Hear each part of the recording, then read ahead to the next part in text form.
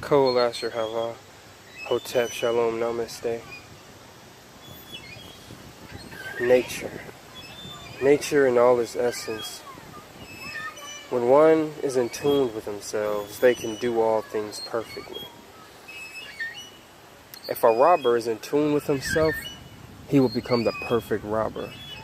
The perfect husband, if he's in tune with himself as being a husband, he will become his wife's version of a perfect husband.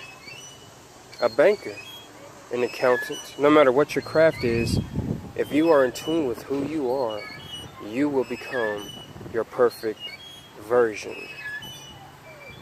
A philosopher, if he's in tune with himself, he has become his perfect version, his perfect self. Perfection. They say practice makes perfect. That is true. Although it's more than just practice. You have to know it. You have to see it within you. You have to speak it, testify. You have to accept and love this, your craft, what you do. You have to accept it and love it. You have to will it, want it, do it, act on it at all times, whether you're bored, tired, sleepy, whatever. You have to feel it. Feel it physically and emotionally. You have to feel this. Your craft, your desire, your job, what you really want, you have to feel it. And ultimately, you will become it. And this, in turn, it will affect your experience, which will change your perception on all things around you. Let me explain to you what I'm talking about. In order for anybody to become their perfect selves, to be in tune with who they are or what they believe, there is no I, there is no me,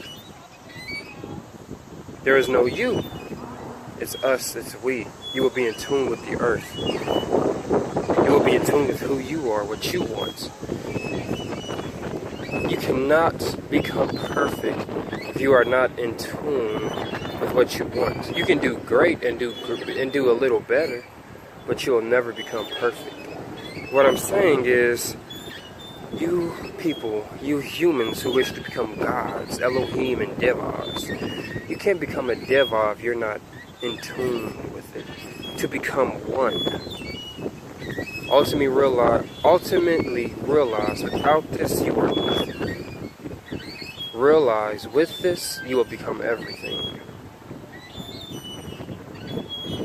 To be in tune with who you are is the key to success.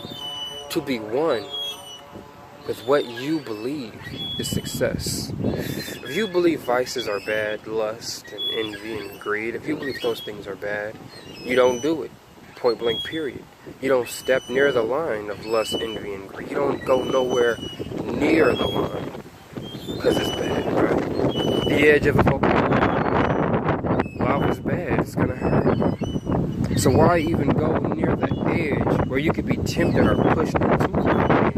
Why would you even go near the edge? Why would you go even to the edge of a cliff knowing there's jokers all around you and they would eventually try to push you over the edge and choke you? Why?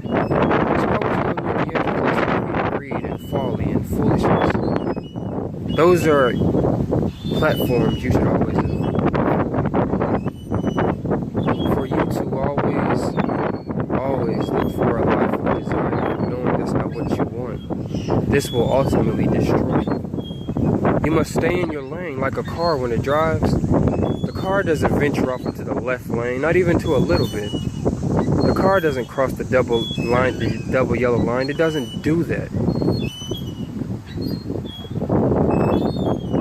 The car does not cross into traffic because the person within the car knows once he goes outside his lane, he will die.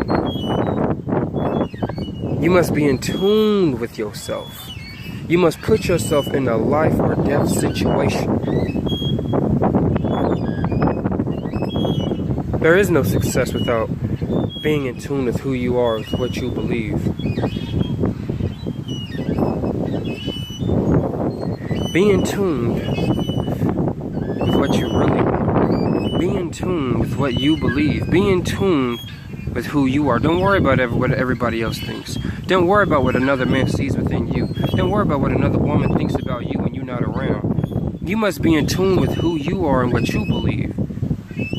If you do this, you will be perfect. There is no tricks, no steps, no none of that. Just be in tune with what you want, with what you believe. You have to recognize, that's duality. Recognize the difference. Recognize the opposites of what you are and what you're not. Everything you're not, cast it to the side. Everything that you don't want in life, cast it to the side.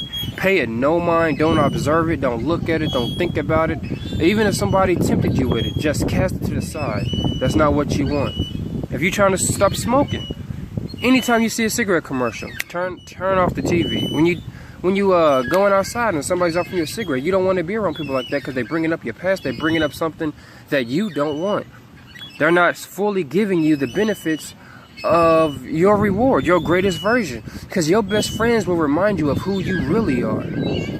Everybody you love reminds you of who you really are. That's why you have to take everybody's word for what they say. If a man comes to you and says, I got a gun in the car, I'll be right back, I'm about to blow your whole house up, and you don't know this man, you can't take it as, oh, he's just talking. You can't do that. You can't do that. You can't, especially if you have children in the house, you cannot do that. You can get yourself or somebody you love hurt. You have to take everybody's word for what they say. That's the throat chakra. It's truth. Anything you say is the truth.